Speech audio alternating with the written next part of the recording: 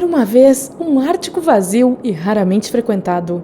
Os destroços congelados dos navios de exploração do século XVIII e alguns postos militares eram alguns dos poucos sinais de visitação humana por lá. Mas este não é mais o caso. Cada vez mais, voos comerciais estão traçando rotas sobre o Polo Norte e a tundra do Ártico. Com isso em mente, você pode estar se perguntando o que está motivando essas excursões pelo norte gelado. Eu chegarei a isso daqui a pouquinho. Embora voos como esses estejam se tornando comuns, ainda existem vários obstáculos que podem atrapalhar. E não, violar o espaço aéreo do Papai Noel não é um deles. No entanto, parece que os elfos estão bastante irritados. Os voos comerciais cruzam o Ártico há várias décadas, mas a maioria das vias aéreas transpolares modernas não entrou em uso total até 1998. Voos de longa distância e sem escala consomem muito combustível. Consumir menos combustível geralmente requer menos peso, o que se traduz em menos passageiros e carga mais leve. Menos passageiros e menos carga significam menos lucros, fazendo com que a viagem não valha o tempo da companhia aérea. Somente nos últimos 40 anos, o alcance e a capacidade de carga das aeronaves aumentaram, a tal ponto que as rotas do Ártico se tornaram lucrativas em larga escala. Hoje, as aeronaves são livres para atravessar o Ártico em grande número, mas esse nem sempre foi o caso. Há apenas 20 anos, os voos pelo Polo Norte eram escassos. Naquela época, havia restrições rígidas sobre quantas aeronaves poderiam atravessar o espaço aéreo polar da Rússia. Os aviões podiam tecnicamente concluir a viagem, mas o espaço aéreo da Sibéria era rigidamente controlado pelo governo russo, que permitia apenas algumas passagens diariamente. Foi somente após um longo período de negociações que a região foi aberta ao transporte em massa. Francamente, não sei por que o Papai Noel não estava nessas reuniões, mas acho que ele não tinha tanta influência política quanto eu pensava. Ho, ho, ho!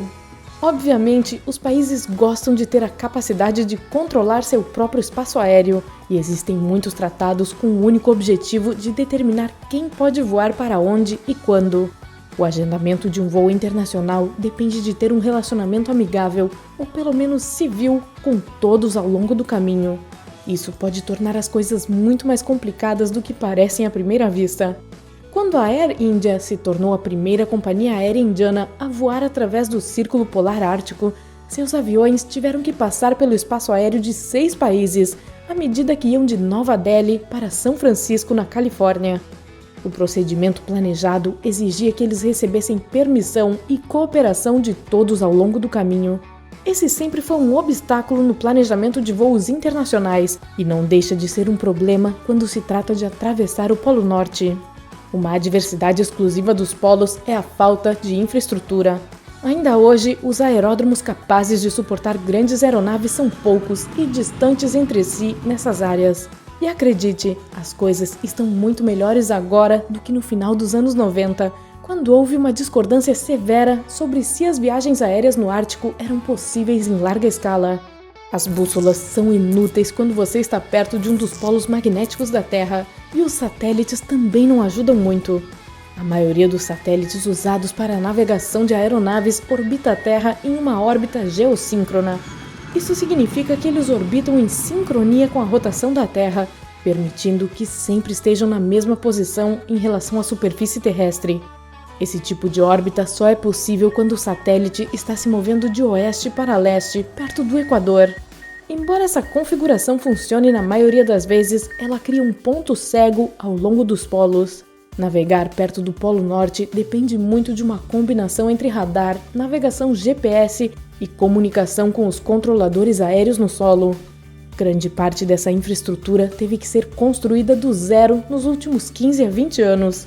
Antes disso, as únicas estações de radar no Círculo Polar Ártico eram os postos militares que mencionei anteriormente. Muitos deles foram construídos nas décadas de 50 e 60 e não tinham sistema para decifrar os sinais dos transponders que as aeronaves civis usavam para se identificar. Havia também preocupações de que eles não fossem precisos ou confiáveis o suficiente para acompanhar os padrões do setor. Eles podiam rastrear o movimento do avião, mas o sistema nunca teve a intenção de coordenar um grande número de aeronaves em rotas de voo sobrepostas. Também era necessário criar um sistema para os controladores de tráfego aéreo russo, norte-americano e canadense se comunicarem efetivamente. Embora esses problemas tenham sido resolvidos em sua maioria, o processo foi extremamente caro. As companhias aéreas tiveram que praticamente criar um setor inteiramente novo na economia do Canadá, e ainda existem restrições que podem impactar a viagem. A escassez de aeroportos e estações de reabastecimento significa que apenas aviões com alcance de 13 mil quilômetros ou mais podem atravessar as vias aéreas do Ártico. Como resultado, apenas as principais operadoras podem se dar ao luxo de enviar voos pelo Círculo Polar Ártico. As próprias aeronaves também precisam ser especialmente equipadas para uma viagem ao Ártico. Mesmo com infraestrutura de radar adicional, as aeronaves ainda exigem que sistemas de navegação especializados continuem em andamento enquanto voam acima do gelo do Ártico. Esses aviões também são obrigados a transportar dispositivos de segurança não encontrados em voos de rotina.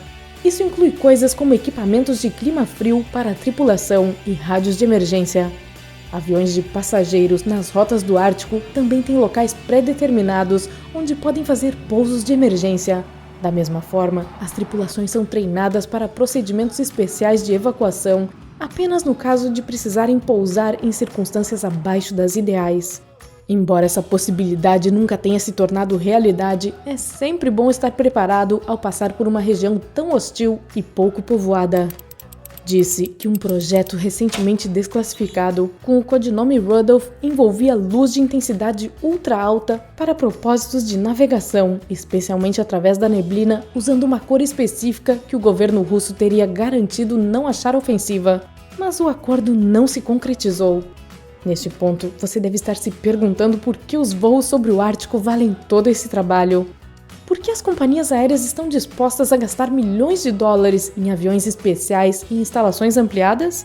Bem, essas viagens pelo Círculo Polar Ártico são muito mais rápidas do que você imagina. Todos sabemos que a maneira mais rápida de se chegar a algum lugar é em uma linha reta. Portanto, dependendo de para onde você está indo, um voo através do Ártico pode potencialmente reduzir horas da sua viagem. Você está em Nova York e quer visitar Hong Kong? Tradicionalmente, isso significaria voar para o oeste com uma ou mais paradas ao longo do caminho. São quase 20 horas no ar, sem mencionar as escalas. Para comparar, voar de Nova York para Hong Kong através do Círculo Polar Ártico leva cerca de 16 horas. Ainda assim, é um voo bastante longo, mas eu trocaria as 20 horas pelas 16 sem pensar duas vezes. Os passageiros em voos transpolares também tendem a sofrer menos turbulência, graças às temperaturas mais baixas encontradas no extremo norte. E, como estamos no assunto de vantagens adicionais, sobrevoar o Polo Norte oferece aos passageiros uma rara visão do topo do mundo. Um vislumbre que é extra claro, já que as temperaturas congelantes forçam os aviões a voar a uma altitude muito menor ao cruzar os polos. Talvez você até veja elfos. Tá bom, isso possivelmente não é muito provável, mas aqueles que tiveram a sorte de estar em um assento na janela se encantaram com a vista. Existe algum lugar de onde você adoraria ter uma visão panorâmica? Que tal contar pra gente nos comentários? As companhias aéreas têm vários motivos para oferecer essas viagens pelo Ártico, com os principais sendo custo e tempo. Os jatos exigem muito combustível para chegar onde vão, e embora 4 horas possam parecer pouco, acrescentam muito em termos de custos. A cada hora no ar, um Boeing 747 consome mais de 9 mil dólares em combustível, e esse não é o avião mais caro em voo pelo mundo. Quando 4 horas se traduzem em quase 40 mil dólares, encurtar esse tempo soa como algo muito vantajoso. Bem, é quase como comprar uma máquina de lavar louça de alta performance ou colocar painéis solares no seu telhado. Claro, você está gastando muito dinheiro de uma só vez, mas espere economizar ainda mais no futuro. Para as companhias aéreas que podem pagar o custo inicial, os voos pelo Ártico podem ser extremamente lucrativos.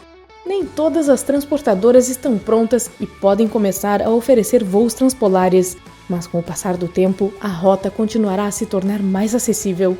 Talvez um dia você possa reservar um voo na Noel Linhas Aéreas.